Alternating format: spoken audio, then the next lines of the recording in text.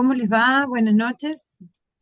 Hoy hemos decidido hacer la clase virtual en base a, bueno, los horarios y lo más importante para que nos quede grabada la clase de hoy, porque no solamente que es un tema nuevo, sino que va a formar parte de la entrega de la semana próxima, del próximo encuentro que tengamos, que es el encuentro de la semana después de las vacaciones, sino que también es importante tener, digamos, poder contar con la grabación porque va a ser parte de lo que ustedes van a presentar como su entrega individual, nosotros le hemos llamado de esquizo individual, eh, del trabajo práctico número 4. Es un trabajo práctico número 4 que va de la mano del práctico número 3, por eso conserva el mismo docente, que se va a trabajar con, digamos, la herramienta nos la va a dar el práctico 3, pero es súper importante que tengamos esta primera aproximación hoy para que nosotros cuando volvamos a clase, junto con el análisis de sitio-situación, hayamos podido hacer el cálculo de esta capacidad constructiva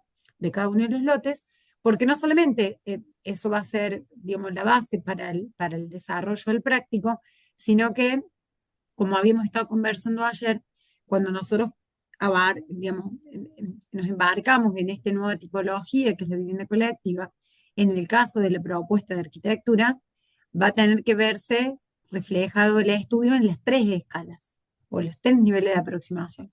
La escala de planimetría, ¿sí? Una escala más macro, la escala que tiene que ver con el diseño propio de la torre, que es la que vamos a ver en el práctico 3, y con el diseño propio de la nueva tipología que nos aparece ahora, que son los departamentos de 2 y de 3 dormitorios con un programa particular. Entonces, estas tres escalas o estos tres niveles de aproximación en los que vamos a estar trabajando, es súper importante que comencemos de lo general a lo particular para después volver a lo general y hacer un desarrollo individual de cada uno de estos master plan, ¿no? Un poco lo que vamos a ver hoy y lo que vamos a aplicar también, mucho de esto en el parcial que viene, luego de la segunda semana de clases. Esperen que voy a poner en silencio el celo. ¿Qué vamos a ver? Como siempre vamos a estar trabajando la ordenanza 12483, que es la modificatoria de la ordenanza 8256, que la hemos visto un montón de veces. La ordenanza de codificación, porque a la hora de complejizar el programa también se van a complejizar algunas tomas de decisiones que van a tener que ver con que cumplamos o no cumplamos con, con la ordenanza. Definiciones como factor de ocupación del suelo, total, cuál va a ser la capacidad constructiva del lote y ejemplos prácticos para que nosotros lo podamos aplicar también en el práctico nuestro. Nosotros habíamos estado conversando, esperen que les voy a minimizar. Ay, ¿qué hice? ¿Los minimicé?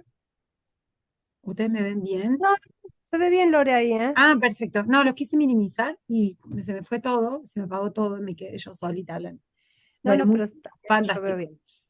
Como decíamos, muchas de estas, de estas definiciones de términos técnicos los hemos visto tanto en la ordenanza C483 como en la ordenanza del código de edificación.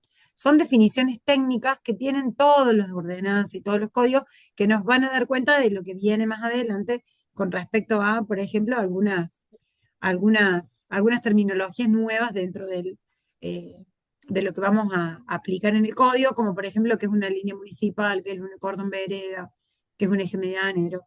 Y lo que nos interesa a nosotros, que también lo hemos visto en el codificación, es cuál es el factor de ocupación del suelo, cuál es el factor de ocupación total, qué es una unidad funcional, qué es una vivienda individual o agrupada y qué es una vivienda colectiva. Nosotros ya lo hemos estado viendo, las clases anteriores lo hemos estado trabajando, de hecho hemos entregado hace unos días el práctico de plano municipal, donde parecería como lógico y parecería como repetitivo pensar en que en este tipo de definiciones, pero nunca está de más acordarnos que el factor de ocupación del suelo es esta relación que se determina por la proyección del edificio, o sea, es decir, la planta de techos, en el plano horizontal, en relación a qué, a la superficie de la parcela, siempre en base a la superficie de la parcela. ¿Por qué lo define también el código de edificación? También porque regula ocupabilidad y habitabilidad, ¿sí? El factor de ocupación total también es la relación de la cantidad de metros cuadrados total de la parcela con la superficie edificable total de la parcela. ¿En relación a qué? a la parcela base. Y acá empezamos a manejar términos nuevos que se nos van a incorporar, que no es que no lo sabíamos, que estaban en la ordenanza que ya vimos o que ya, con la que veníamos trabajando, que tiene que ver con el término de unidad funcional, que es este local o conjunto de locales que son susceptibles de ser utilizados tanto para residencia, para oficina, comercio, y que tiene que contar al menos con un núcleo de con un núcleo sanitario de uso exclusivo.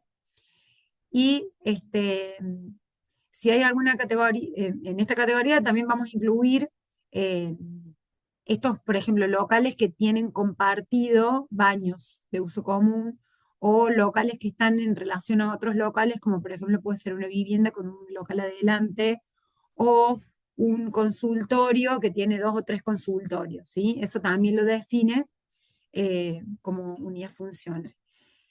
Y lo que nosotros hemos estado trabajando en el práctico anterior es una vivienda individual, ¿sí? ¿Se acuerdan que no cuando poníamos obra en el plan municipal no poníamos casa, no poníamos vivienda mínima, o sea, no existía el concepto de vivienda mínima dentro del código, sino es vivienda individual. Y nosotros acá vamos a hacer una diferenciación cuando define la terminología, la ordenanza, entre vivienda individual agrupada y vivienda colectiva. La vivienda individual agrupada, que dice, bueno, es lo mismo, digo, no, porque están definidas por algunas cuestiones que tienen que ver no solamente con el uso, sino con la accesibilidad y las cuestiones que comparten, ¿no? La vivienda individual agrupada define el código como esta edificación o este grupo de edificaciones que están compuestas por más de una unidad funcional, pero es importante saber a qué se menciona la unidad funcional, que comparten algunos elementos, como por ejemplo el suelo o alguna estructura o alguna instalación. Y hace, digamos, hace este renglón donde dice, siendo condición necesaria la existencia de espacios descubiertos comunes de uso exclusivo. Es decir, que yo pueda entrar a mi vivienda de manera exclusiva sin tener que pasar por otra vivienda o por espacios que la otra vivienda use de manera común. Por ejemplo, un dúplex es una vivienda individual agrupada. Cada puerta de cada unidad funcional, cada departamento, cada casita, puede acceder desde la calle. Es decir, el frente o el jardín es una cantidad de metros cuadrados descubiertos de uso exclusivo. ¿Y por qué es común? Porque están adentro del mismo lote, ¿sí? Pero en cambio, cuando yo vivo en un edificio, yo tengo que entrar a un palier, que no solamente entro yo, sino que entra el de planta baja, el del quinto, el del séptimo, el del octavo, los que van al quincho para un cumpleaños. Ese espacio de uso común se llama superficie cubierta de uso común, ¿sí? Cubierta común. Entonces, como comparte esa cantidad de metros cuadrados para poder ingresar, o sea, yo entro al edificio y todo ese palier y toda la terraza y toda la caja de escalera la comparto con otros departamentos, yo estoy viviendo en una unidad funcional que se define como vivienda colectiva, que también este grupo de edificaciones o varias o más de una unidad funcional de vivienda permanente, que también comparten elementos entre sí, pero que la condición necesaria para que se encuadre dentro de este término es que la edificación se resuelva mediante la totalidad o la superposición de todos los espacios. Cuando yo entro a un edificio en planta baja y subo al quinto, mi departamento también tiene un poquito de la propiedad de la planta baja, de la escalera, del ascensor, del núcleo húmedo, etcétera, etcétera, de montantes, etcétera. ¿Se entiende la diferencia? Con el ejemplo me parece que es más claro. Nosotros lo que estamos haciendo en este práctico número 3 es generar una propuesta de vivienda colectiva. No solamente compartimos espacios de uso común, cubiertos, como un palier, como una caja de ascensor. En el caso nuestro no hacemos ascensor por el tipo de programa que tenemos, pero sí utilizamos caja de escalera, pero que también compartimos espacios descubiertos de uso común. La pileta, el parque, los retiros, el pasillo, la calle. ¿Se entiende la diferencia? Cualquier cosa, si no, ustedes me detienen. Acá, como les contaba, el código de edificación también define FOS, también define FOS. Define lo que es una superficie cubierta, ¿sí? Que pareciera una tontería, pero es importante porque más adelante nos va a decir ¿Por qué decimos superficie cubierta? ¿Y por qué decimos superficie semicubierta, superficie de piso, etcétera? Y hace esta diferenciación en relación a cómo están ubicados en la planta y las funciones que tienen. Habla de superficie cubierta total como la suma de las superficies parciales de los locales entre pisos en su sección horizontal de muros y todas las superficies techadas que compongan los pisos hasta 50 centímetros de saliente. ¿Sí? Cuando habla de superficie cubierta edificable, que es lo que nosotros tenemos que hacerle el cálculo ahora, dice que es la que resulta de multiplicar el área del lote por el coeficiente que varía según la ubicación del mismo como factor de ocupación total y factor de ocupación del suelo. Y habla de la superficie cubierta total, incluyendo la superficie de aleros y cornisas hasta 0,50. O sea, todos esos aleritos que dicen, no, el alero no se cuenta, la superficie del balcón se cuenta un pedacito, porque no, se cuenta completo. Y no solamente lo define en el término superficie cubierta, sino también lo define en el término superficie cubierta edificable, lo vuelve a aclarar, ¿sí? Todo esto son cosas que nosotros vamos a tener que calcular, por eso es importante conocer cuál es la terminología correcta con la que vamos a estar trabajando. La superficie de pisos la define como el área total por piso comprendido dentro de las paredes exteriores, menos la superficie ocupada por los medios públicos en relación a la seguridad u otros que sean generales a los tipos de edificios. Eso en el caso, por ejemplo, de hacer una localización o hacer un local comercial particular, se discrimina la superficie porque en base, por ejemplo, a la cantidad de metros cuadrados de superficie de pisos que tiene un salón, un restaurante, se calcula la capacidad del restaurante. Es decir, los baños no se computan, la cocina no se computan, los depósitos no se computan. ¿Sí? Por eso es importante tener la diferenciación. Recuerden, nosotros estamos haciendo, estamos evolucionando en la incorporación de algunos términos y conocimientos que no solamente nos van a servir para el práctico que tenemos ahora, sino que también esto nos va a servir para el práctico 4 y 5. Por eso un poquito van a haber términos que van a ver cómo los vamos a ir incorporando de a poco.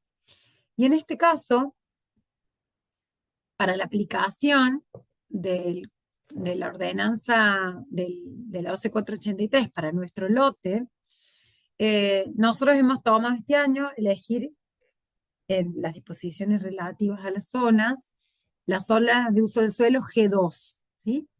Que regula, por supuesto, carácter urbanístico, delimitación, que en este caso lo tenemos nosotros, digamos, determinado por la cátedra para que a los fines académicos tengamos toda la misma zona, pero bueno, según el plano, donde se encuentra nuestro lote, el plan de zonificación, tenemos una zona F3 o G2 o H1 o L, etcétera.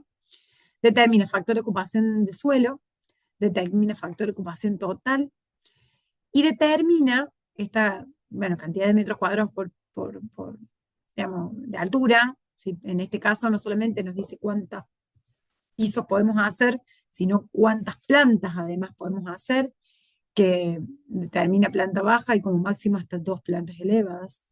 Las líneas de retiro, según el artículo 9 de la presente ordenanza, en el caso nuestro, los retiros están regulados por ustedes, digamos, por los loteadores, por las personas que hicieron el desarrollo. ¿Se acuerdan que los retiros se determinan en relación no solamente al ancho de la calzada y al ancho de la vereda, sino también al ancho del lote? Y ustedes me dicen, profe, ¿cuánto es nuestro retiro? Bueno, vamos a verlo más adelante, ¿sí? Eso está dentro del anexo de la cátedra, súper acotado cuánto tiene que tener cada uno de los retiros en relación al ancho de la calle y al ancho de los lotes. Y nos habla acá de cantidad de unidades funcionales por parcela, unidades de vivienda por parcela, ¿sí? Y más adelante, que determina una cada 100 metros cuadrados de superficie del lote.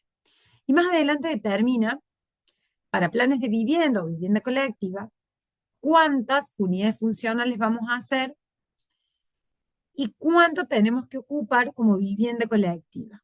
O sea, es un montón, eh, digamos, son más cosas que las que teníamos antes. Che, ya teníamos retiros, ya teníamos fotos, ya teníamos fotos. No, pará. Ahora, como vamos a trabajar con una tipología diferente, con vivienda colectiva, vamos a trabajar con otras cuestiones que están dentro de la ordenanza, que la habíamos desestimado por el tipo de arquitectura que habíamos estado desarrollando, ¿sí? Si yo, por ejemplo, en esta zona quiero hacer una estación de servicio, no es que no me sirvan los condicionamientos de FOS y FOT, pero la verdad que como no voy a hacer vivienda, no me voy a preguntar cuánto tiene que tener un dormitorio de mínima.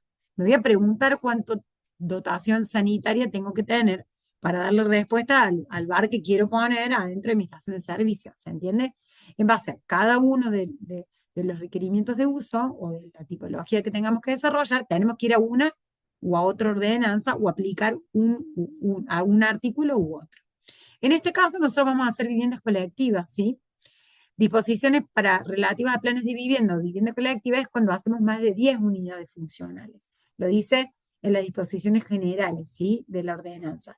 Pero nosotros se lo ahorramos de leer y les estamos contando que vamos a tener que aplicar el artículo 4 o 5, dependiendo de cuántos metros cuadrados vamos a ocupar, ¿sí? Y en el caso de vivienda colectiva, acá nos dicen que tenemos que utilizar el FOS de 60%, ¿sí? Y no el FOS, como teníamos en un primer momento, de 70%. O sea que tenemos que hacer, tiene que ser menor, ¿sí? La ocupación del suelo. ¿Y qué pasa con esta diferenciación? En el caso del artículo 4, dice que por cada unidad funcional, eh, perdón, por cada 100 metros cuadrados de lote podemos tener una unidad funcional, ¿sí? Cuando hablamos del artículo 5, dice que para vivienda individual agrupada, es decir, para dúplex o elementos que compartan alguno de los elementos cubiertos, es una cada 140. Entonces, les pregunto a ustedes, ¿cuál usaríamos en el caso nuestro? Contesten en el chat, si no. Si no se animan.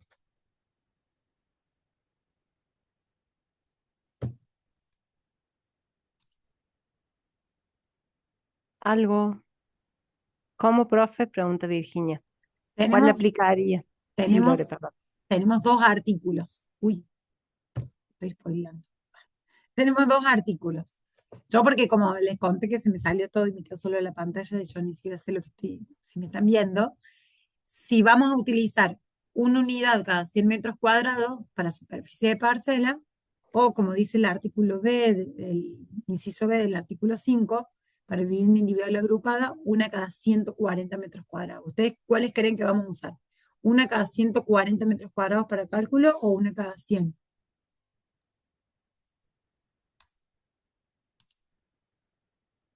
Ay, no puedo ver el chat. Una cada 100. Una ocasión. No pregunten. No pregunten, afirmen, una cada 100. Porque acabamos de hablar que la vivienda individual agrupada era otra tipología. No es la que estamos trabajando nosotros. Estamos haciendo vivienda colectiva. Perdonen por la tos. Entonces, ¿cómo vamos a hacer este cálculo, no? Que sería parte de lo que tenemos que entregar cuando volvemos. Por eso era súper importante que tengamos la posibilidad de agarrar una calculadora ya y poder hacer estos números rápidos, ¿sí? Acá tenemos un ejemplo rapidísimo que según lo que veníamos conversando recién, el factor de ocupación del suelo, que es un valor siempre expreso en porcentaje, esto ya lo habíamos entrevisto en el práctico anterior. Yo siempre hago este chiste porque es real, porque es lo que uno se va a acordar, que sería como la parte del terreno que vamos a poder ocupar con edificación. ¿Y cuál es la superficie o la parte del terreno que tenemos que dejar libre? Que por supuesto pueden incluirse los metros de retiro, los metros de pileta, todo lo que no tenga metros cuadrados cubiertos, ¿sí? En este caso, según el artículo 5C, nosotros tenemos que ocupar el 60% para hacer vivienda colectiva, ¿sí? No estamos haciendo vivienda individual agrupada, entonces no estamos ocupando el 70, estamos ocupando el 60, ¿sí? ¿Qué es lo que vamos a hacer? Vamos a sacar el FOS, ¿sí? Si mi 100% es 5.000, el 60% es 3.000, eso voy a poder ocupar en planta baja, ¿sí? Y voy a tener que dejar 2.000 metros libres, ¿sí? Parecería como una tontería, pero estos esquemas de lotes, como lo mismo que hacemos con los esquemas funcionales, ¿se acuerdan? La área privada y el área de servicio, esta habitación se conecta con esta habitación a través de una flecha, bueno, esas mismas esquemas funcionales los vamos a hacer también en el lote, que es lo que un poco tienen que presentar ustedes para la semana que viene.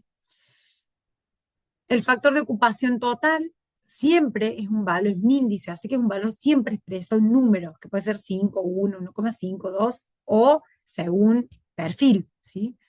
Es lo que dice la ordenanza, que es esta cantidad de metros cuadrados que se expresan, eh, este número que expresa la cantidad de metros cuadrados que podemos edificar en la parcela, incluyendo todos los niveles de la parcela, ¿sí?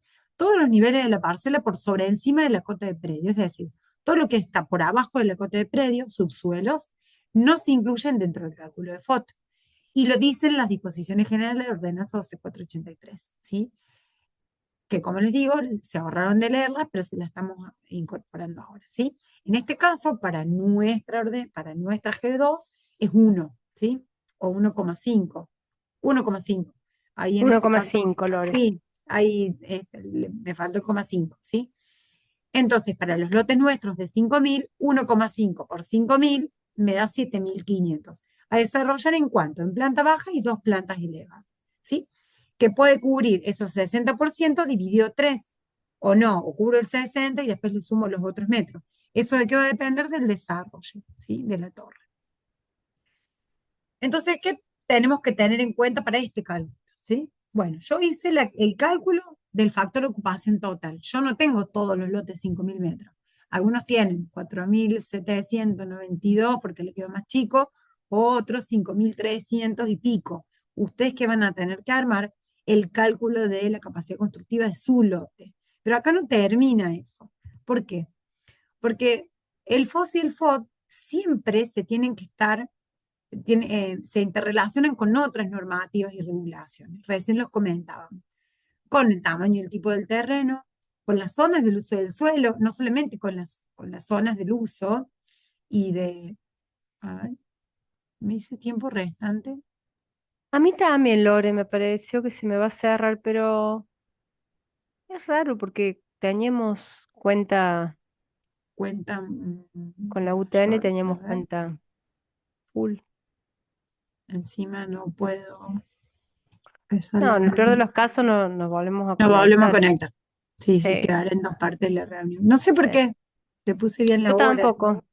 Y No, no, no, yo tampoco, tampoco. me parece que no puedo editarlo ahora. Perdón, chicos, la improlijidad, pero no me Es gustaría, raro. no me gustaría que nos corte. Pero bueno, tratemos de que no, o que nos quede la parte de los ejercicios al final, esta parte. Lo que yo les decía recién es que este FOS y este FOS siempre tienen que estar en relación al tamaño y el tipo del terreno, a las zonas del uso del suelo. Acordémonos que no solamente había una ordenanza que regulaba la ocupación, sino la ordenanza 8133 que regulaba el uso del suelo. Esto que yo les contaba recién, la cantidad de actividades que yo puedo desarrollar arriba de un lote y los patrones de asentamiento de esos lotes. Yo no puedo hacer en pleno, en el barrio de la foto de abajo, por ejemplo, poner una fábrica de neumáticos, ¿sí? ¿Por qué? Porque el patrón del uso del suelo no es industrial. Entonces no me va a dejar construir ni la cantidad de metros cuadrados que puedo, ni el total, porque me va a limitar la actividad al uso del lote, ¿sí? Los patrones en el tejido, el tipo de patrón o el tipo de ocupación que tiene cada uno de estos barrios. Yo les digo a ustedes, Barrio General Paz y no a Córdoba, y les digo manantiales, ¿sí? O les digo Villa El Libertador, y ustedes rápidamente se hacen una idea de lo que les estoy contando, ¿sí? Estas cuestiones que también nos limitan, que son los retiros de lignificación, los retiros de corazón de manzana, los perfiles, las alturas máximas, la cantidad de unidades funcionales. Además a eso le tengo que incorporar si tengo que hacer patios de iluminación y ventilación según su categoría, si ventilo lote de primera o de tercera o lote de segunda y cuarta, ¿sí? Y cualquier otra normativa que modifique la constructividad del terreno y su ocupación, ¿sí? Por ejemplo, subsuelos, alguna topografía diferente y demás. Pero estamos hablando en este punto de las cuestiones que tienen que ver lo normativo. Entonces hay que tener en cuenta esto. Cuando hablamos de implantación en el terreno, hablamos de FOT, ¿sí? Ustedes tienen que hacer una propuesta de intervención al práctico 4 y tienen que armar un esquema, un borrador para la clase que viene, para la elección de sitio. Y cuando hablamos de FOS, digamos, cuando hablamos del volumen completo, ¿sí? De FOS y de FOD. Hablamos también de la idea de partido. ¿Cómo vamos definitivamente a armar este esquema de función a nivel de planimetría para poder hacer yo después el desarrollo del proyecto? ¿Sí? Y una cosa que ustedes a lo mejor no se sorprenderían, pero que sí es importante que lo tengamos en cuenta, que siempre cuando se comienza un proyecto, se comienza con una calculadora, ¿sí? Siempre empiezo, no solamente por la plata, ¿sí? Para los clientes, sino que comienzo en relación a las limitantes del terreno o a las posibilidades, depende del lado que nos paremos. En relación al tamaño del lote, la superficie del lote, cuántos metros cuadrados me va a ocupar el retiro, cuántos metros cuadrados puedo hacer en altura, cuántos pisos pueden entrar en esa cantidad de metros, o cuántos niveles me permite la ordenanza, ¿sí? ¿Qué quiero proyectar? Entonces, si quiero hacer un edificio entre medianeras, bueno, tener que en cuenta también si le pongo balcones, si cómo retiro los patios, etcétera, etcétera, etcétera, ¿sí? Por eso hacemos este chiste que no es tan gracioso, pero que en realidad comienza con una calculadora, no comienza solamente con el mundo de las ideas. ¿Les pasa a ustedes a la hora de proyectar el loteo? ¿Cuántos metros tengo? ¿Cuántas manzanas tengo? ¿Cuánto tiene mi manzana? ¿Sí? Ya con la vivienda pasó algo parecido, pero ya con un programa predeterminado. Bueno, eso también está determinado por un número. ¿Cuántos metros puedo? ¿Cuánto tiene un lote? ¿Cuánto tiene el dormitorio? ¿Cuántos dormitorios me entran? Entonces, si tengo 10 metros cuadrados, le sumo un dormitorio más, ¿cuántos metros tengo de más? Etcétera, etcétera. ¿Sí? Siempre de la mano la calculadora, un borradorcito, y así empiezan los primeros esquemas. Con un esquema de función, con unos globos, con unos rectángulos, y después con una calculadora. Vamos a hacer un cálculo completamente aplicado ahora, que espero que no se corte. Vamos a arrancar y si no volvemos a retomar donde dejemos. Por ejemplo, para la zona G1, tomamos otra zona que es un poquito más alta, el edificio. Acá, eh, ¿qué nos dice la zona? Tenemos un terreno mucho más pequeño, porque la idea es hacer un ejercicio práctico, de 12 por 25, ¿sí? Los lotes pequeños, ¿sí? Vamos a hacer uno en uno de los lotes con los que venimos trabajando en el resto del lote. Si yo le aplico el 60%, me da 180 metros cuadrados de ocupación en planta baja, ¿sí? Y tenemos un FOT de 2,5, o sea que no solamente que tenemos una cierta cantidad de metros cuadrados, sino que podemos hacer 2 veces y media el tamaño del lote, o sea, 750 metros cuadrados. ¿A cubrir en qué? En planta baja y 3 plantas elevadas, porque tengo hasta un máximo este, de, de 10,50. Si yo tomara la idea de poder distribuir esa superficie en el lote que tengo que tener en consideración algunas de las cuestiones que hemos estado conversando recién, retiro y patios. Entonces digo que mi retiro de lineaficación por el ancho del lote, por el ancho de la calzada, me dio 3 metros, ¿sí? Que es este espacio verde o retiro de frente obligatorio. Que por supuesto también se cuenta como FOS, porque es superficie libre, ¿sí? Y entonces me van a quedar dos espacios libres.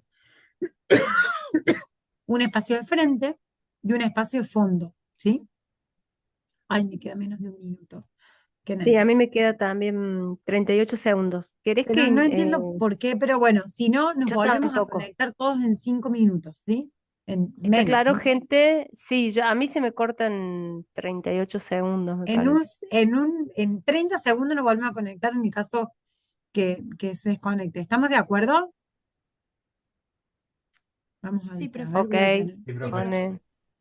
Bien, gracias.